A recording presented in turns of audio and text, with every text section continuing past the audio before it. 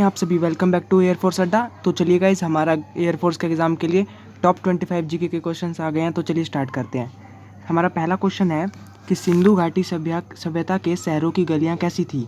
तो guys, I hope आप सबको पता होगा कि सिंधु घाटी सभ्यता की जो वहाँ की शहरों की गलियाँ थी वो कैसी थी, सीधी थी और चौड़ी थी। चलिए अगला क्वेश्चन, हड़प्पा और मोहनजोदड़ो के खंडर निम्नलिखित में से किस नदी के तट पर पाए जाते हैं। देखिए गाइस, यहाँ पे क्या है, जो मोहनजोदड़ो है, मोहनजोदड़ो का जो खंडर है वो किस नदी के तट पर पाए जाते हैं, वो पाए जाते हैं सिंधु नदी के तट पर। और जो हड़प्पा है, हड़प्पा के किस नदी के तट पर पाए जाते हैं, रावी नदी के तट पर। आई होप कि आपको क्लियर हो गया होगा इसका आंसर। चलिए अगला क्वेश्चन देखते हैं। अगला क्वेश्चन क्या है, सिंधु घाटी सभ्यता की लिपि कौन सी थी। तो गाइज आप लोगों को मैं बता दूं कि जो सिंधु घाटी सभ्यता है उसकी लिपि अभी तक पता नहीं लगा पाए हैं कि कौन सी थी। तो ऑप्शन नंबर सी आपका बिल्कुल सही हो जाएगा कि जो उसकी लिपि थी वो अज्ञात थी। चलिए अगला क्वेश्चन, मोहनजोदड़ो में सबसे बड़ा भवन कौन सा था। तो देखिए कई लोगों को इस क्वेश्चन में डाउट रहता है कि स्नानागार था कि धान्यागार था। तो गाइज आज मैं आपका ये जो है क्लियर कर देता हूँ कि जो हमारा जो मोहनजोदड़ो में सबसे बड़ा भवन था वो विशाल स्नानागार था, मतलब स्नानागृह था जहाँ पे स्नान करते थे लोग, ना कि धान्यागार। ठीक है, आप लोगों को मुझे कमेंट सेक्शन में ये बताना है कि जो स्नानागार था वो कहाँ पे था, मतलब मोहनजोदड़ो में किस जगह, मोहनजोदड़ो में था या फिर मतलब हड़प्पा सभ्यता में कहाँ पे था। ठीक है, चलिए ये अगला क्वेश्चन है वही है कि मतलब ग्रेट बार जो स्नानागार है वो कहाँ था, हड़प्पा में था, मोहनजोदड़ो में था। ये क्वेश्चन का जवाब मैं आपको नहीं दूंगा। अगला क्वेश्चन देखते हैं गाइस, सिंधु घाटी सभ्यता के लोगों की एक महत्वपूर्ण रचना थी, निम्नलिखित में से कौन सी थी। नटराज थी, नृत्य करती हुई बालिका थी, बुद्ध थे या नरसिम्हा थी। तो गाइज इसका जो आंसर है option number B, option number B इसका बिल्कुल सही है। आई होप कि आप लोगों का भी ये सही हुआ होगा। तो आगे देखते हैं गाइज, अगला क्वेश्चन क्या है हमारा, देवी माता की पूजा किससे संबंधित है। देवी माता की पूजा कौन करते थे गाइज, देवी माता की पूजा करते थे सिंधु सभ्यता के साथ, मतलब सिंधु सभ्यता की संबंधित है ये देवी माता की पूजा, क्योंकि वहाँ के जो लोग थे वो देवी माता की पूजा करते थे। आई होप कि आपको गाइज ये क्वेश्चन क्लियर हो गया होगा। चलिए अगला क्वेश्चन देखते हैं। अगला क्वेश्चन है गाइज हमारा कि सिंधु घाटी सभ्यता का जो पतन नगर है, बंदर का, यू कैन से पोर्ट, की वो कहाँ था। तो आप लोगों को मैं बता दूं गाइज, जो सिंधु घाटी सभ्यता का जो पतन था वो था लोथल। और मैं आपको गाइज एक बात बता दूं, ये लोथल जो है वो गुजरात में स्थित है। ठीक है, और मैं एक और बात इस क्वेश्चन के मोस्ट इंपॉर्टेंट बता दूं कि आप गाइज इस क्वेश्चन को इंपॉर्टेंट मार्क कर लीजिए। मतलब ये क्वेश्चन इतना ज़्यादा इंपॉर्टेंट है कि ये आपके पेपर में 101% आने के चांसेस होते हैं। अगर मैं आपको बता दूं कि अगर सिंधु घाटी से क्वेश्चन पूछेगा एग्जामिनर तो इसी से पूछेगा और इसी क्वेश्चन को पूछेगा, और ज़्यादा तो इतने इंपॉर्टेंट नहीं है। ठीक है, तो चलिए अगला क्वेश्चन क्या है, लोथल नामक स्थान पर निम्नलिखित सभ्यताओं में से किसका जहाजी मालघाट था। तो आप लोगों को इस क्वेश्चन का मेरे को कमेंट सेक्शन में आंसर बताना है। यू कैन से कि मेरे को इस क्वेश्चन का आंसर नहीं आता है। ठीक है, वैसे तो मुझे आता है बट मैं आप लोगों को चेक करना चाहता हूँ कि ये क्वेश्चन का आंसर आप कैसे देंगे मुझे कमेंट सेक्शन में। तो मैं देखिए गाइज, मैं आपको इसीलिए बोल रहा हूँ कमेंट सेक्शन में आंसर देने के लिए, क्योंकि जब तक आप जैसे कि आप इन क्वेश्चंस का आंसर सर्च करोगे तो आप लाइफ में कभी नहीं भूलोगे इसका आंसर क्या था। तो आई होप कि आपको समझ आ रहा होगा मैं क्यों पूछ रहा हूँ। तो प्लीज़ आप इसका जो आंसर है वो मेरे को कमेंट सेक्शन में बताना। चलिए सिंधु अर्थव्यवस्था की ताकत क्या थी। मतलब ऑप्शन हैं आप लोगों के पास, ऑप्शन हैं कृषि, व्यापार, चाक पर बनाए मिट्टी के बर्तन या बढ़ईगिरी। तो गाइज ऑप्शन नंबर जो बी है इसका, जिसने बच्चों ने भी बी ऑप्शन लगाया है वो बिल्कुल सही है।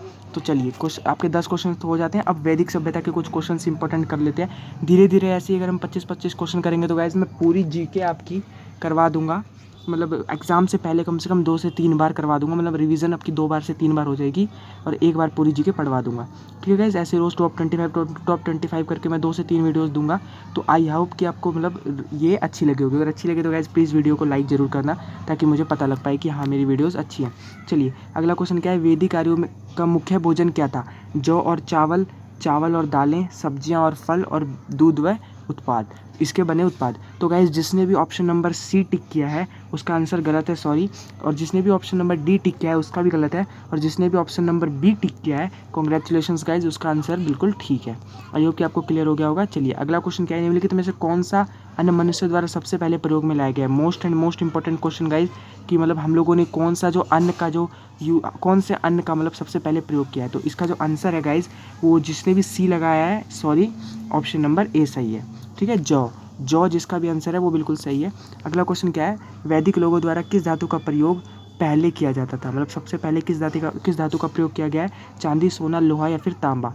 तो गाइज इसका जो आंसर जिसने भी तांबा लगाया है वो बिल्कुल सही है, आप लोगों का आंसर बिल्कुल सही है। चलिए, वेद शब्द का अर्थ क्या है? वेद शब्द का अर्थ ज्ञान है, वेद शब्द का अर्थ बुद्धिमत्ता है, वेद शब्द का अर्थ कुशलता या फिर शक्ति है। तो गाइज जिस बच्चे ने भी इसका आंसर ज्ञान लगाया है, ऑप्शन नंबर ए लगाया है जिस बच्चे ने भी, उसका आंसर बिल्कुल सही है। चलिए अगला क्वेश्चन देखते हैं गाइज। चलिए गाइज, क्वेश्चन नंबर 16 आप लोगों के सामने है कि जो आर्य हैं, आर्य पूर्वों के साथ अपने संघर्ष में सफल क्यों रहे? तो ऑप्शन आप एक बार पढ़ सकते हैं, जैसे कि ऑप्शन नंबर ए है, उन्होंने बड़े पैमाने पर हाथियों का प्रयोग किया, वे अधिक लंबे और अधिक बलवान थे, वे एक उन्नति शहर संस्कृति से थे, उन्होंने घोड़े द्वारा चलाई जा रहे रथों का प्रयोग किया। तो जिस बच्चे ने भी इसका ऑप्शन नंबर डी लगाया है वो बिल्कुल सही है बच्चा। तो आई होप कि आप लोगों का ये क्वेश्चन सही हुआ होगा। क्वेश्चन नंबर 17 क्या कहता है हमें कि आरंभिक वैदिक काल में वर्ण व्यवस्था किस पर आधारित थी? शिक्षा पर आधारित थी, जन्म पर आधारित थी, व्यवसाय पर आधारित थी या फिर प्रतिभा पर आधारित थी? तो गाइज इसका जो भी आंसर है, तो इसका जिस भी बच्चे ने ऑप्शन नंबर बी टिक किया है वो बिल्कुल सही है, जन्म पर आधारित थी आरंभिक वैदिक काल सभ्यता।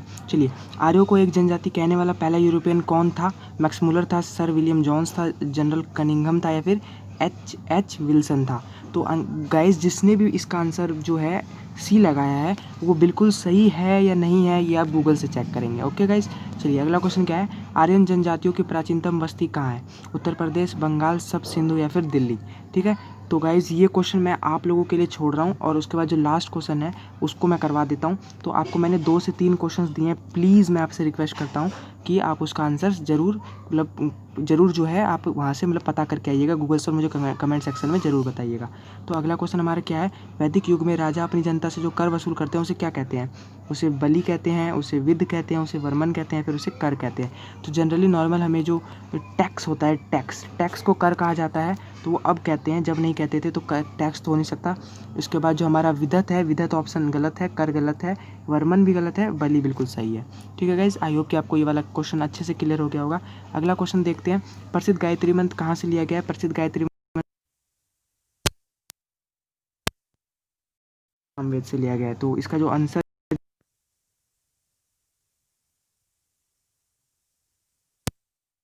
ठीक है, आई होप कि आपको क्लियर हो गया होगा। चलिए अगला क्वेश्चन मोस्ट इम्पोर्टेंट, इस क्वेश्चन के आने के 99% से ज़्यादा चांस होते हैं कि जो भारतीय प्रतीक पर उत्कीर्ण सत्यमेव जयते है वो कहाँ से लिया गया है?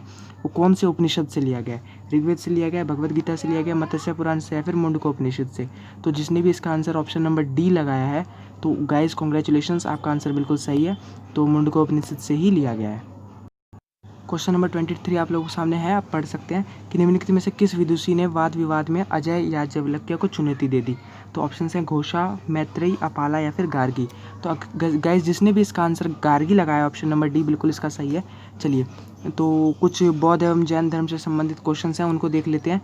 तो बुद्ध किस वंश से संबंधित है, मतलब जो बुद्ध हैं वो किस क्लेन से संबंधित थे? ठीक है, ज्ञातक, मौर्य, कुरु या फिर शाक्य? तो ऑप्शन नंबर जिसका भी सी है वो बिल्कुल सही है, शाक्य वंश से संबंधित थे। चलिए अगला क्वेश्चन क्या कहता है हमें? प्रथम बौद्ध परिषद कहाँ आयोजित की गई? प्रथम बौद्ध परिषद कहाँ आयोजित की गई? वैशाली में, कश्मीर में, राजगिरी में या फिर पाटलिपुत्र में? तो राजगिरी में जो है सबसे पहली जो है बौद्ध परिषद आयोजित करी गई थी। ठीक है, चलिए तो आज के जो भी गाइज जो हमारे टॉप 25 क्वेश्चंस थे वो हमने पूरे कर लिए। तो आई होप कि गाइज ये टॉप 25 आपको अच्छे लगे होंगे। गाइज देखिए, हम रेगुलर 25 क्वेश्चंस के कम से कम 2 पार्ट लेके आएंगे, तो इतने सारी जीके के क्वेश्चंस आपके पास हो जाएंगे कि आपके जीके में कितने कम से कम 7 से 8 क्वेश्चन आते हैं टोटल। ठीक है, जिसमें 8 क्वेश्चन तो 100% आते हैं। अब 8 क्वेश्चंस में से जैसे कि 2 क्वेश्चन हिस्ट्री का, 2 क्वेश्चन पॉलिटी का, 2 क्वेश्चन जियो का और 2 क्वेश्चन इसका करंट अफेयर्स का रहता है। तो करंट अफेयर्स की भी आपकी डेली वीडियो आएगी और पॉलिटी, जियो और हिस्ट्री जो है मैं आपकी कंप्लीट करवाऊंगा, ये मेरी गारंटी है। ठीक है गाइज, चलिए thank you so much guys, love you all, have a good day.